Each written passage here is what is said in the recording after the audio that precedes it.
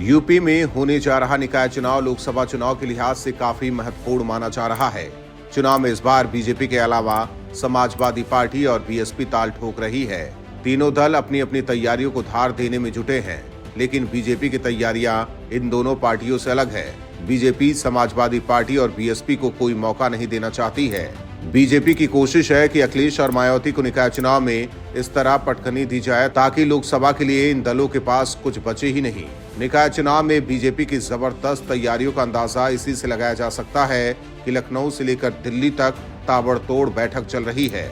इस बीच लखनऊ में भी बैठक का आयोजन किया गया। हालांकि बैठक से बाहर निकलने के बाद बीजेपी विधायक ने बताया कि भारतीय जनता पार्टी की ये संगठनात्मक बैठक थी। बीजेपी विधायक ने कहा कि प्रदेश अध्यक्ष भूपेंद्र चौधरी ने क्षेत्रीय उपाध्यक्ष और क्षेत्रीय प्रभारियों को बुलाकर पूरे उत्तर प्रदेश जो 6 क्षेत्रों में बटा है उसकी समीक्षा की है। उन्होंने आगे कहा कि संगठन को जमीनी स्तर पर मजबूत बनाने के लिए वार्ड स्तर तक काम लगातार और तेजी से किए जाने की जरूरत है। इसको लेकर बेहद अहम चर्चा की गई है।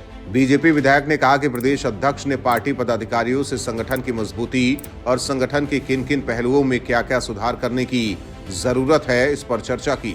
जबकि बीजेपी प्रदेश अध्यक्ष भूपेंद्र चौधरी ने कहा कि निकाय चुनाव को लेकर हमारी पूरी तैयारी है।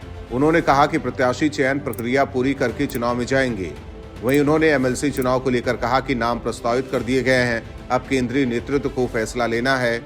इसके अलावा बीजेपी प्रदेश अध्यक्ष का कहना है कि केंद्रीय नेतृत्व का इंतजार कर रहा हूं, जैसे ही निर्देश मिलेगा संगठन के पुनर्गठन के लिए आगे बढ़ेंगे। वहीं बीजेपी निकाय चुनाव को लेकर एकदम तैयार है। पार्टी एक बार फिर प्रदेश में अपनी मजबूत स्थिति को प्रदर्शित करने की कोशिश में जुटी है। उधर बीजेपी के अलावा अखिलेश यादव और मायावती के खेमे में भी बैठकों का दौर जारी है। क्योंकि निकाय चुनाव को लोकसभा चुनाव का सेमीफाइनल माना जा रहा है, इसीलिए सभी दल जी जान से निकाय चुनाव में जुटे हैं।